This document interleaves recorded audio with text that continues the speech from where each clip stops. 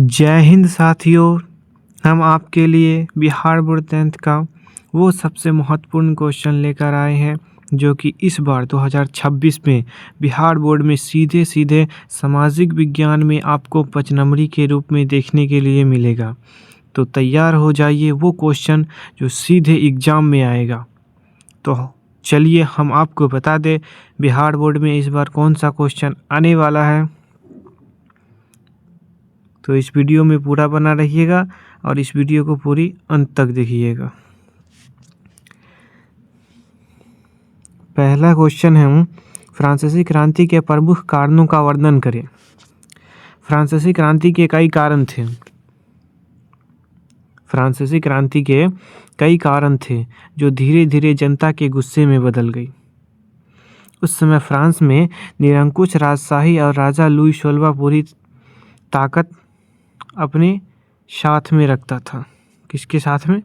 अपने साथ में रखता था। आम जनता की कोई सुनवाई नहीं होती थी।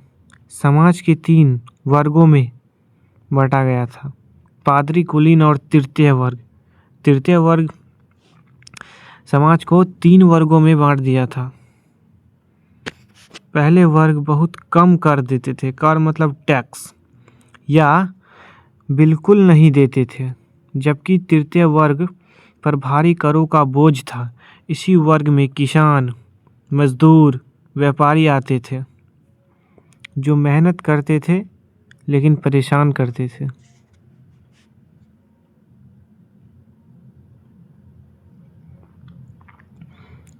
आर्थिक हालत भी बहुत खराब थी। लगातार युद्धों, शाही खर्च और महल पर खर्च की वजह से सरकारी खजाना खाली हो गया था। अनाज की कमी के कारण महंगाई बढ़ गई और लोगों में पेट भर खाने की मुश्किल हो गई। इसके अलावा रूसो, वोल्टेयर, मॉन्टेस्क्यू जैसे विचारकों ने स्वतंत्रता, समानता और भाईचारे के विचार फैलाए। लोगों को लगने लगा कि वे भी इंसान हैं और उसके भी अधिकार हैं।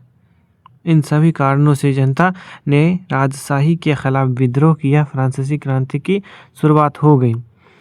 तो फ्रांसीसी क्रांति के कुछ कारक इस प्रकार हैं। पहला, सामाजिक कारण।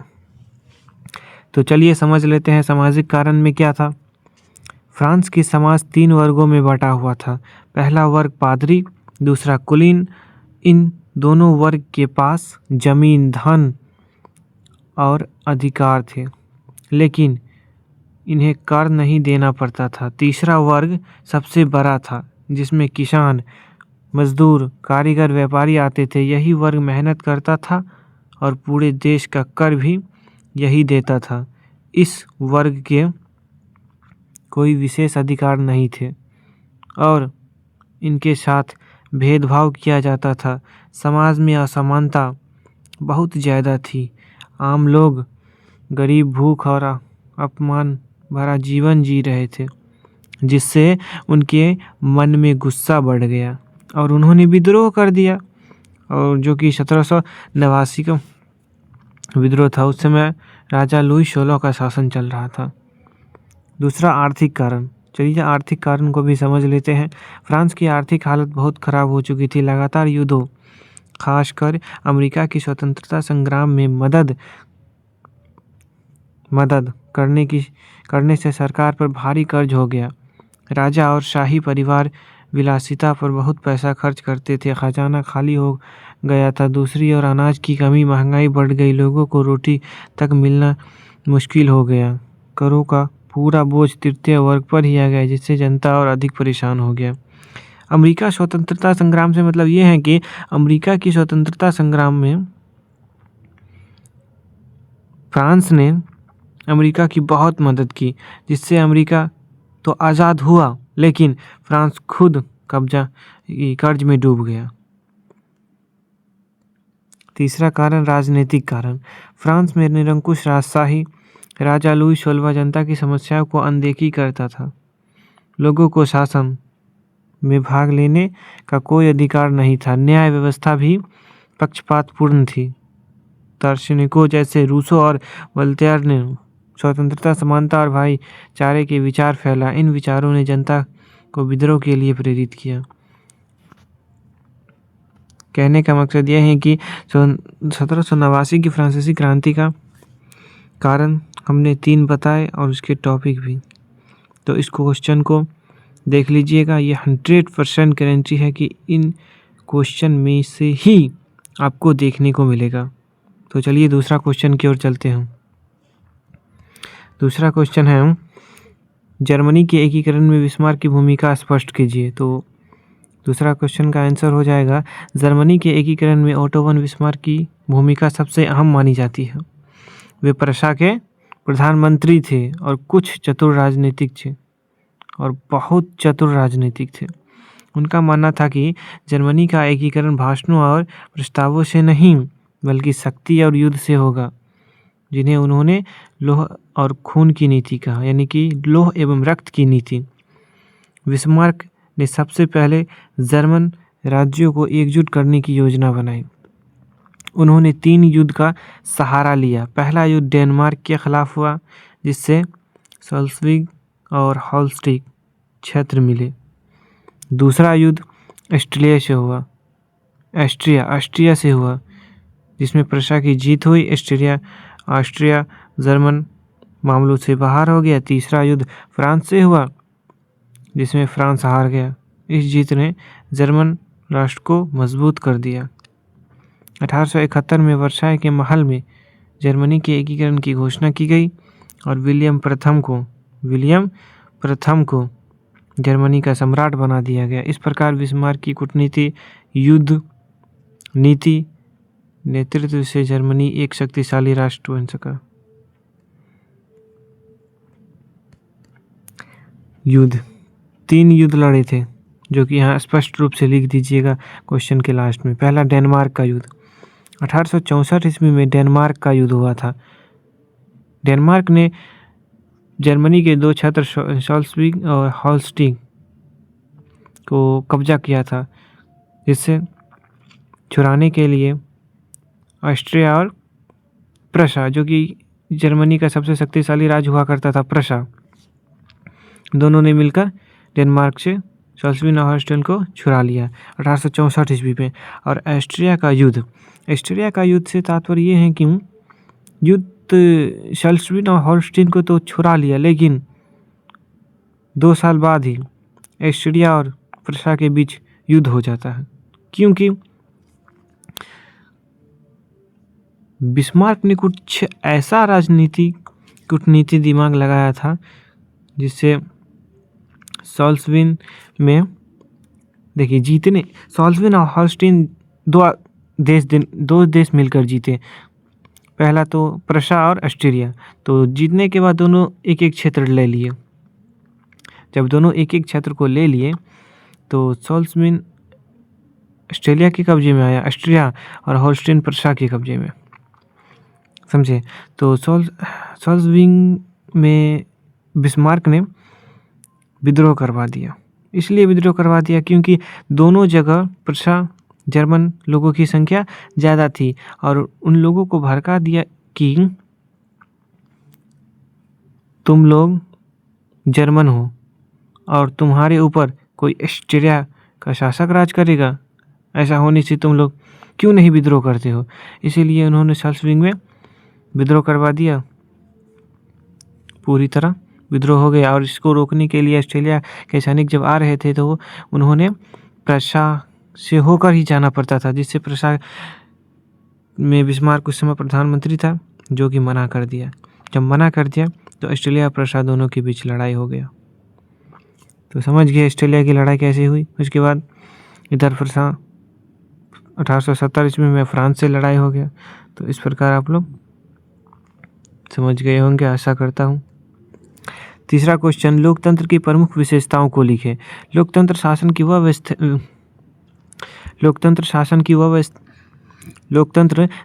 वह व्यवस्था है जिसमें देश की सत्ता जनता के हाथों में होती है। इसमें लोग अपने प्रतिनिधियों को चुनाव के माध्यम से चुनते हैं लोकतंत्र की सबसे बड़ी विशेषता यह है कि सरकार जनता के प्रति जवाबदेह होती है। अगर सरकार अच्छा काम नहीं करती है तो जनता उसे अगली बार हटा सकती है। लोकतंत्र में सभी नागरिकों को समान अधिकार दिए जाते हैं। किसी के साथ धर्म, जाति या लिंग के आधार पर भेदभाव नहीं किया जाता है। भेदभाव नहीं किया जाता है। कानून सभी के लिए बराबर होता है। कानून सभी के लिए बराबर होता है और कोई भी व्यक्ति कानून से ऊपर नहीं होता है। नियमित, स्वतंत्र और निष्पक्ष चुनाव लोकतंत्र की पहचान है। लोकतंत्र की पहचान है। लोकतंत्र में बोलने, लिखने और विचार करने की आज़ादी होती है। लोग सरकार की आलोचना भी कर सकते हैं। मीडिया, न्यायपालिका लोकतंत्र को मजबूत बनाते हैं, जो कि अभी हमारे भारत देश में सबसे ज़्यादा झूठ में बोलने में कोई तेज है तो वो मीडिया है। जैसे कि आप लोग पता होगा, नागरिकों की भागीदारी से शासन बेहतर होता है और देश का विकास होता है। इसी कारण लोकतंत्र को सबसे अच्छी शासन व्यवस्था माना जाता है। तो आप लोग समझ गए होंगे। संघ क्या है? संघवाद क्या है? भारत में संघवाद की विशेषता को बताइए। तो संघवाद क्या है?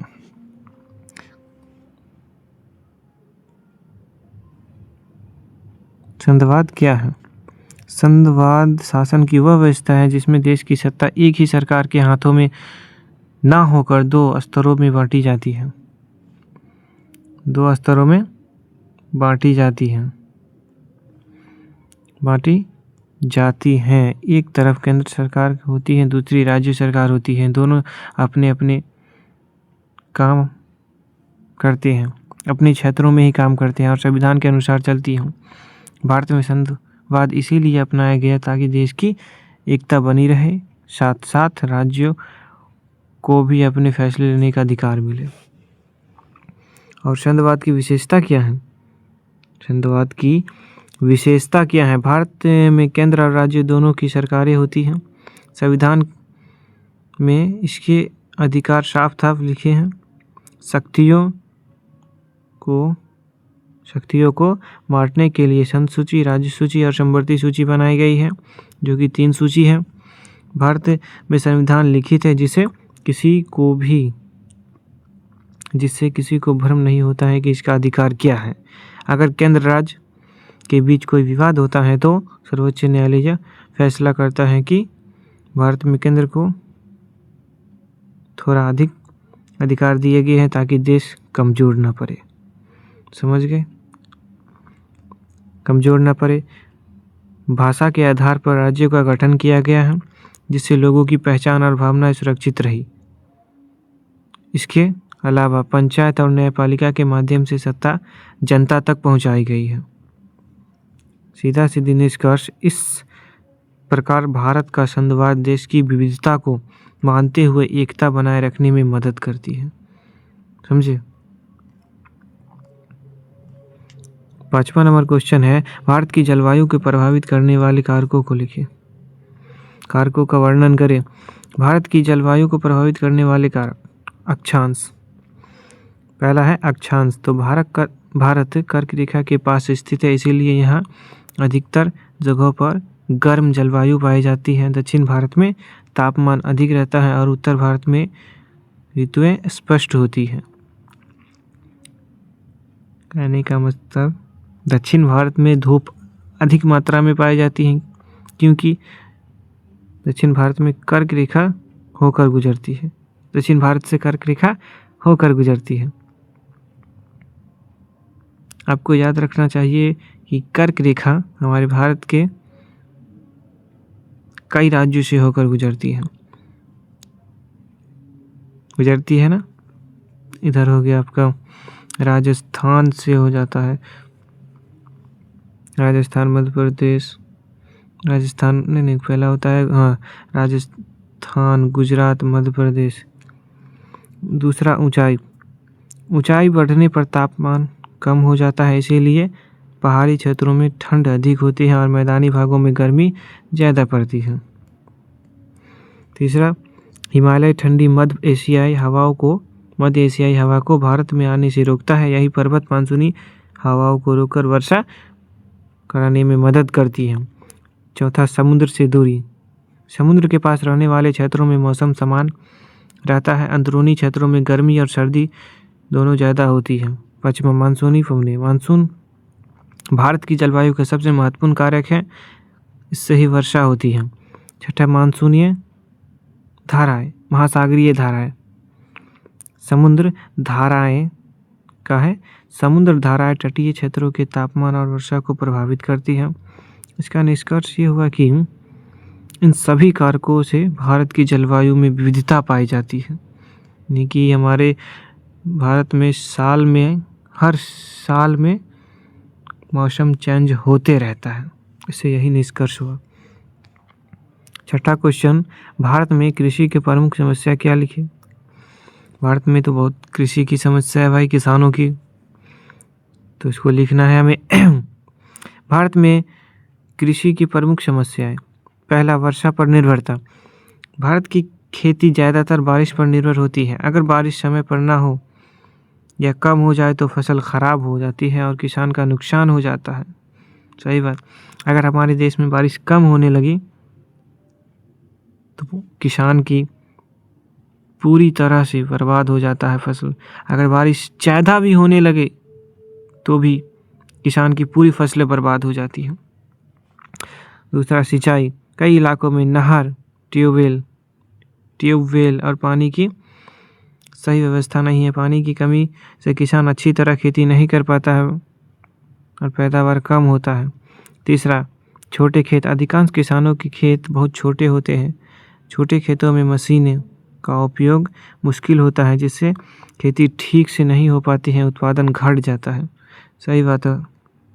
हमारे किसान भाई अभी भी बहुत पुराने तरीके से खेती करते हैं, उनको नया तरीका करना चाहिए।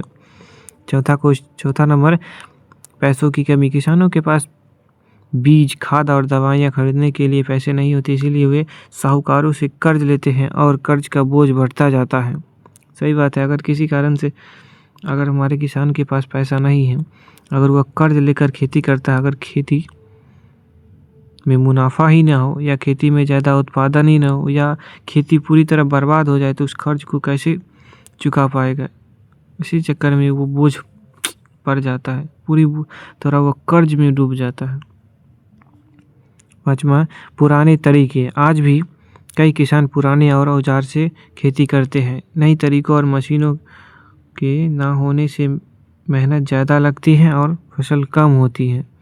छठा, फसल रखने की समस्या। कई जगह गोदाम नहीं है। फसल सही से ना रखने के कारण अनाज खराब होता जा रहा है और किसानों को सही दाम नहीं मिल पाता है। सही बात है। वैश्वीकरण क्या है, इसके प्रभाव। वैश्वीकरण वह प्रक्रिया है जिसके द्वारा विभिन्न देशों की अर्थव्यवस्थाएं, व्यापार, तकनीकी और संस्कृति एक दूसरे से जुड़ जाती हैं। इससे देश आपस में वस्तु, सेवा और पूंजी का आदान प्रदान करते हैं। यानी कि वैश्वीकरण एक ऐसी प्रक्रिया है जिससे एक देश के लोग दूसरे देश के व्यापारियों के साथ व्यापार करते हैं तो हमारे देश का सामान उसके देश जाएगा और उसके देश का सामान हमारे देश आएगा। अगर हमारे देश का सामान उसके देश जाएगा तो वहाँ के लोगों हमारी संस्कृति को जानेंगे। हम वहाँ जाएंगे, यानी कि हम उस देश गए तो हमारे संस्कृति को वहाँ के लोग जानेंगे। वो अगर हमारे देश आए तो वहाँ के लोगों की संस्कृति हमारे देश में जानी जाएगी। यही बताया। पहला, व्यापार में वृद्धि।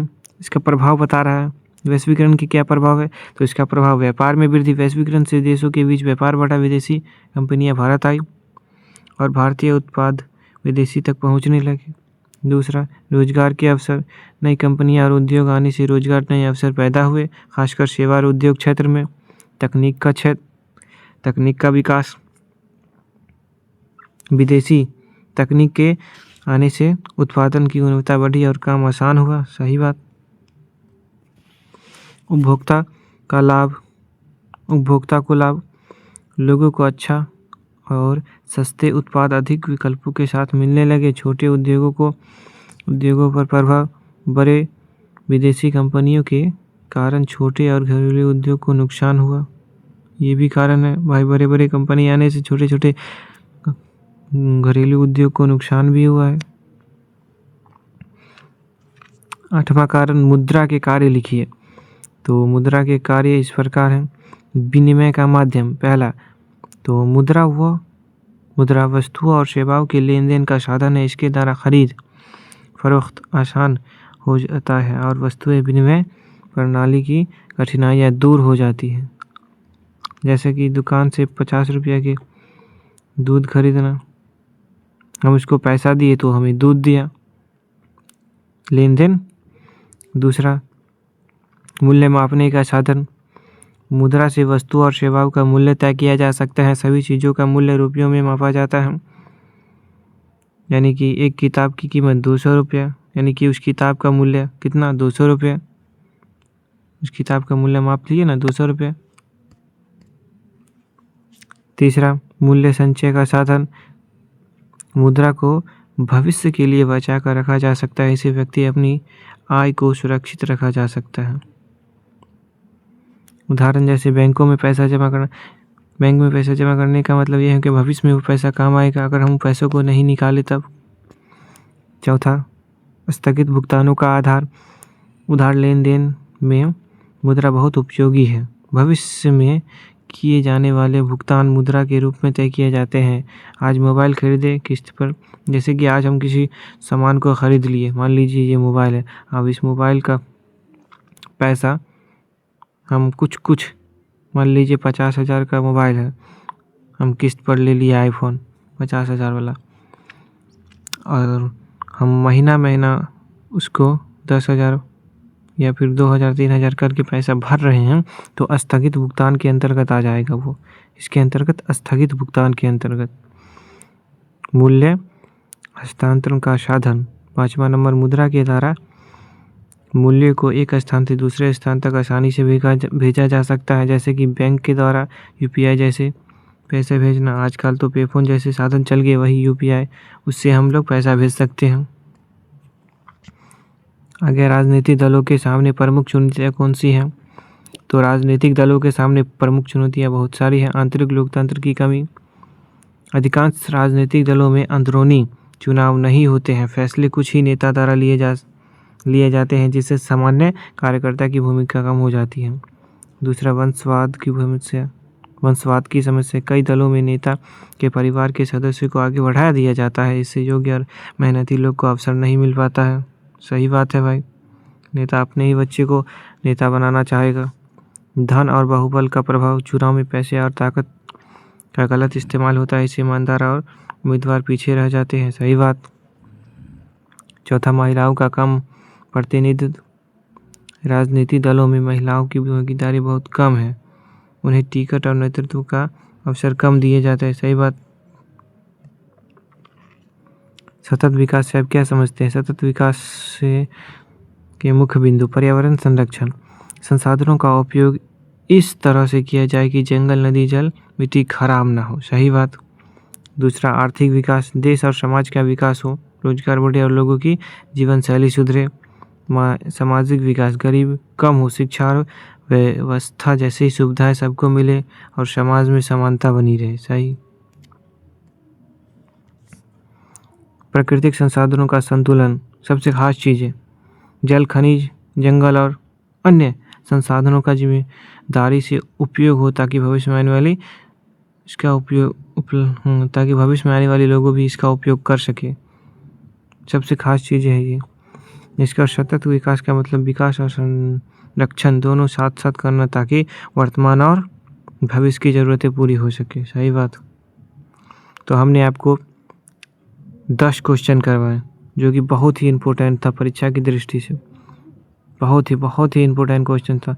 तो इस क्वेश्चन को आप लोग अच्छे से रट लीजिएगा या फिर इस वीडियो को फिर से दोबारा देखकर समझ लीजिएगा। तो आप लोगों को इतना ही कहना चाहूँगा, जिस क्वेश्चन में से क्वेश्चन ज़रूर आने वाली है तो अपने दोस्तों को भी छोड़िएगा। इस वीडियो को अपने दोस्तों के पास भी शेयर कीजिएगा, क्योंकि दुश्मन भले ही लाख कदम आगे निकल जाए लेकिन एक कदम भी दुश्मन पीछे एक कदम भी दोस्त पीछे नहीं छूटना चाहिए। यानी कि दुश्मन लाख कदम भी आगू निकल जाए लेकिन दोस्त को एक कदम भी पीछे नहीं छोड़ना चाहिए। इसी के साथ आप लोगों को कहना चाहूँगा कि हमारी 2027 यानी कि आप लोग 26 में एग्ज़ाम देने वाले हैं, 2027 में जो एग्ज़ाम देने वाले हैं वो हमारी बैच से जुड़ जाए। हम फ्री में ऑल सिलेबस की तैयारी कराने वाले हैं। आप लोग के एग्ज़ाम के बाद 10th के एग्ज़ाम के बाद पूरी तरह आसान और पूरी बोलचाल की भाषा में आप लोग को कहानी की तरह SST को रगड़ देंगे पूरी तरह। आपसे वादा करते हैं जो हमारे साथ बन गया वो पूरी तरह टॉपर बन गया। तो चलिए इतना कहूँगा।